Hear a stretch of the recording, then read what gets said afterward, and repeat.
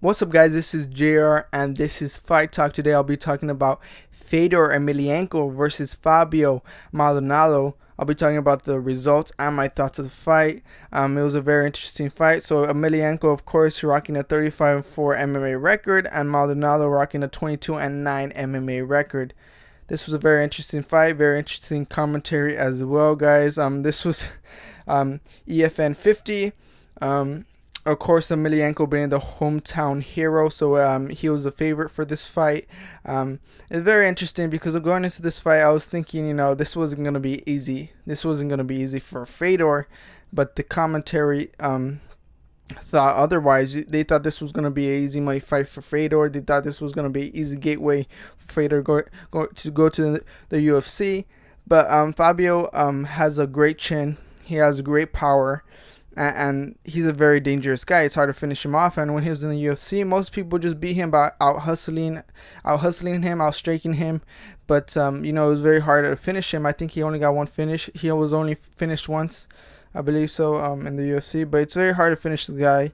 He's a very tough fighter. He takes a lot of shots, and So going into this fight, I thought he had the heavy hands, a good chin, and a good opportunity to win this fight. Fedor, of course, is a very well-rounded MMA artist. Very athletic, very elusive. So going into the first round, Fedor, basically stomping down Fabio to the cage.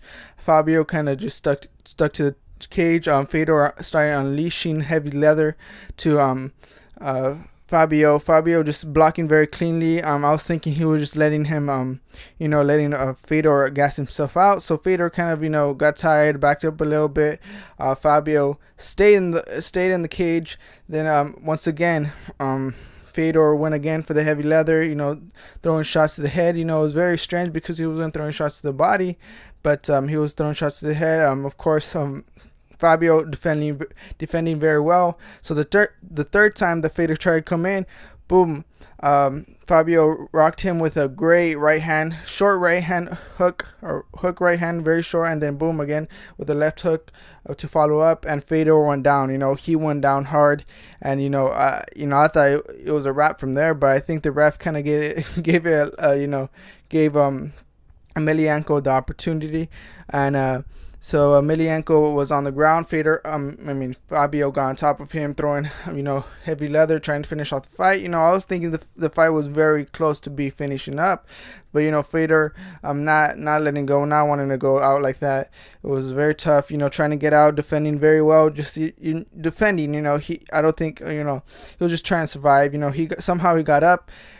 His legs were very out. He was very wobbly on his legs. Fabio, really basically, I didn't see him taking the opportunity as going boom, rushing Emelianenko. He was basically being smart with it, trying to go in very smart, and the round finished with that. So of course I was thinking Fabio won that round, and the commentary was just saying, man, they were surprised that the Fedor was going down like this. They thought the fight was over, but though Fabio is not a guy just to overlook. He's a very tough guy, like I was saying. So the second round comes in, the same thing happens. Fedor looks like he's more elusive on his feet. His hands was low. The hands were low the whole fight. Just moving. It was a lot of head movement. To dodge the punches, but once again, I felt like he was out hustling Fabio, but Fabio, you could see it once he clipped the Fedor on the chin. Fedor would back up, which was very odd because Fabio wasn't really wasn't taking the opportunity to go and bum rush him or throw heavy leather. But I think it was because Fedor was throwing some clean knees to the abdomen, and I think that's what gassed off Fabio. So I saw that Fedor took the second round. It was a very close round. I think Fabio dropped Fedor again, or Fedor might have slipped, but he might have dropped him. So that was a close round. The third round, I think it was tight once again. But Fedor was the more active guy, the more out hustling Fabio, just like how Fabio usually loses. So it was a very tight matchup, guys. the third round, I say it was Fedor. I think he won the third round. So at the end of the day, Fedor did get a unanimous decision win.